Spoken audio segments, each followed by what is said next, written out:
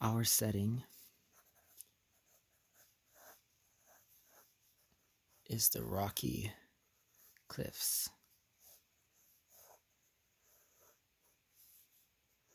of Lokat Kine. But I've got to get another pen, just a second. Much better.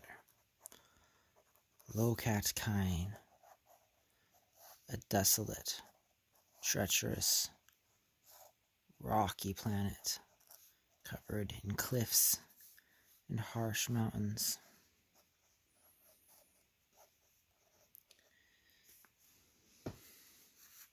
It is a lonely place, windswept and nearly barren.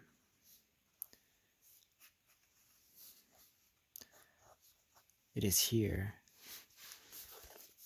that the mighty Kajir Loth live. Terrifying monsters.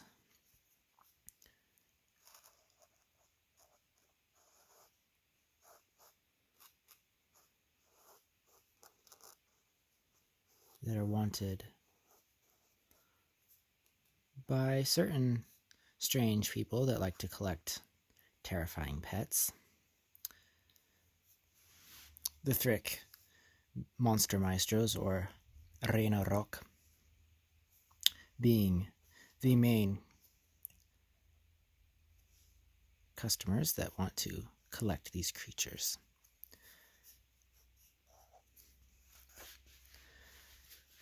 And this is our protagonist.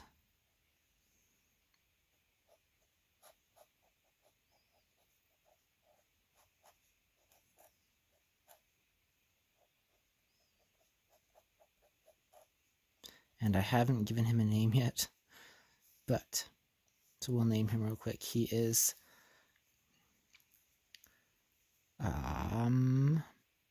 Umal Tarat.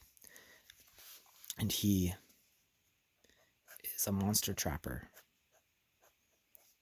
He has come to Lokat Kine to trap the Kajir Loth. Full-grown Kajir Loth. That's how big Umal Terat is. He is the same size as a human, although he is an Aegon.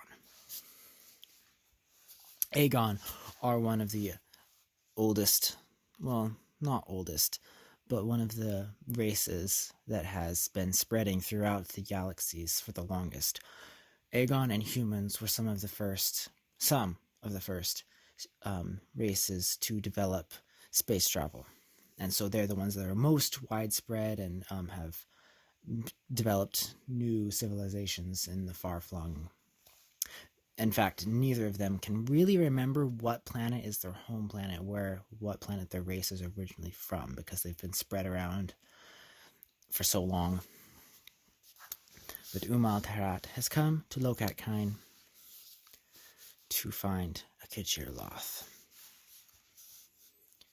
And so he has left his ship on one of the few smooth plateaus where he can land, and he has gone wandering along the treacherous paths, along the cliff sides, into the wild mountains, to see if he can find a Loth. Which I'm sure he'll be able to do. They're not exactly just covering the planet, but there's a lot of them out there, and you don't really want to be caught by them.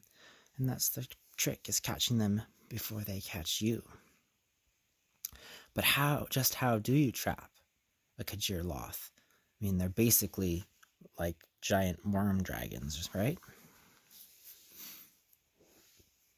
I'm making this up as I go, so bear with me. First of all, you need bait. And these things aren't just going to walk up and eat just anything that's, you can't just put meat out there. So, unfortunately, for this little chap,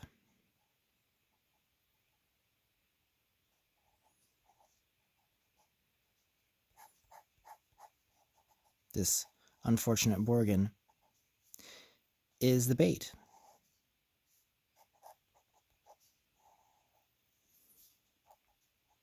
Kajir prefer their food live. Sorry. Borgans have pointed ears. We don't want them to look too much like Ewoks now, do we? They are the smaller cousins of the Zhongbra. And the Zhongbra are about the same height as human, but they are covered in gray, silver, or I think they can also occasionally come in brown, but usually gray or black fur, and they have pointed ears and very sharp teeth. Borgans are a lot smaller. They're maybe like, I don't know, 3 or 4 feet high. Probably closer to 4.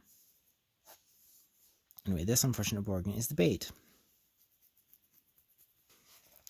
Now, unfortunately for Umal, who is waiting up here on his ledge, watching. Whoops, sorry, I'm not even on camera. He is up here in his eyrie, watching for Loth to appear. But while he was watching the crevices, a cloud, that is a terrible cloud, a cloud steals up. And you see his trap is contrived of the bait, the Borgin, down here on his ledge.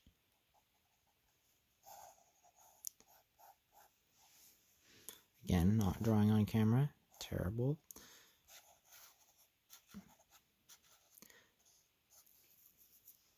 And of course, Umal is equipped with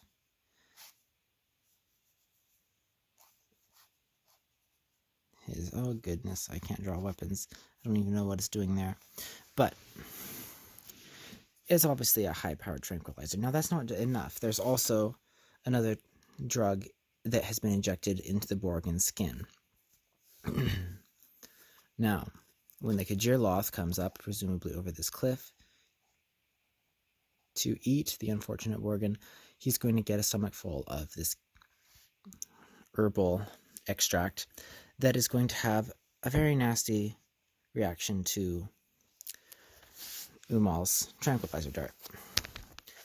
And this is going to be potent enough to actually knock the Kajir Loth out, hopefully. It might run around for a bit before the drugs take effect, but the Kajir Loth is probably going to fall down a cliff somewhere to some ridiculously hard spot to get to. So Umal has to be ready to call his friends on his ship and have them fly to his location, and they'll drop a harness out of their ship. Good grief. Designing spaceships on the fly, too. This is not a good idea. We do not recommend this. Yeah, we do not recommend this. This is terrible. Anyway, it's got a hold in the bottom. And they're going to drop out a harness that Umal is going to have to attach to his Loth and haul it up into the ship. But a storm sweeps in as Umal is waiting for his Loth to appear. And it starts to get dark, and it starts to rain on the poor, sad, unfortunate Borgin. What Umal didn't see is that he had thought he had picked a pretty good spot where nothing could get to him, because he could see almost everything around him except for this sharp point behind him. But he didn't know exactly how good Loth are at climbing. You wouldn't expect them to be able to climb. Not with those stubby back legs. But their foreclaws are actually quite good at grabbing things, and their tails are too. In fact, I mean, they're basically a long extendable worm. They can almost do the inchworm up cliffs. Absolutely terrifying. And he did not hear it because, along with the wind, some lightning and thunder covered the sound of the rocks. And he was just thinking that he had probably better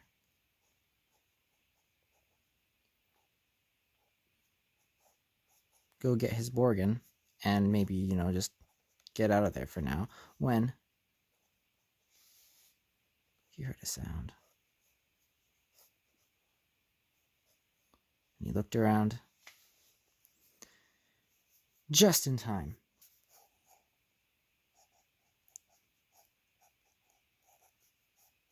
The Lothpaw almost got him, but it knocked his gun out of his reach, and he just had time to leap over the edge of the cliff. The claws aren't quite that big, that's an exaggeration, because he got smaller than I expected him to be. He fell a long ways. And he probably should have died.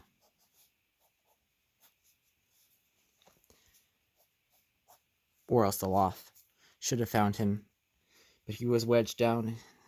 He tumbled down a cliff, bouncing off of rocks, and down into a tiny crevice where he rolled deep under a ledge where the Kajirloth just simply couldn't get to him.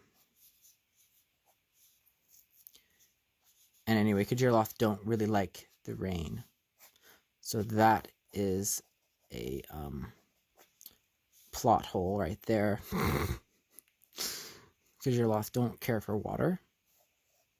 Maybe they're fine with rain, but they don't like water. Like, there's a sea on Lokat Kine, and the Loth will not go there. There's a subspecies of pygmy Loth that will live by the sea, mainly because they know that the regular Kajirloth will not come and eat them because they don't like the sea.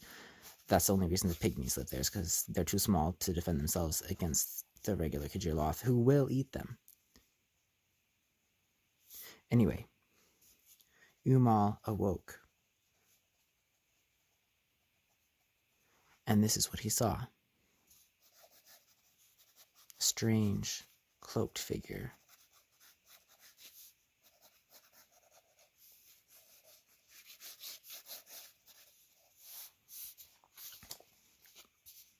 Umal was in pain. But the stranger bent down and whispered in strange words that he could not understand at first.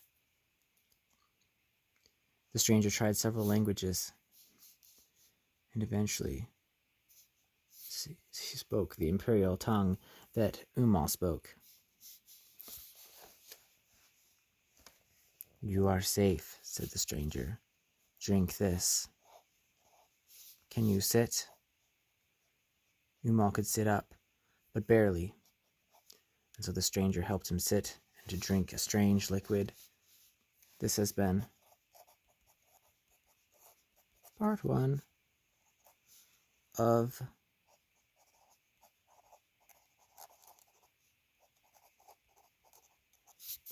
To be continued.